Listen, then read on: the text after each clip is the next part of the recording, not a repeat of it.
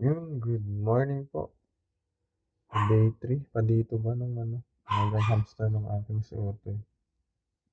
Yan, naubusan po kasi ako ng kusot, kaya ipa muna yung ginamit. Buti na lang may ipa. Yan. Aking hamster. Nag-meet ata sila. Ang ginagawa mo? Hinahabol ni Mario si Princess Peach. Nag-meet na ata.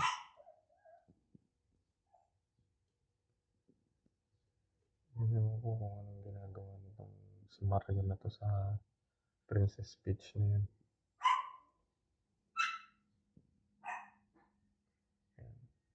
Nag-meet na ata sila.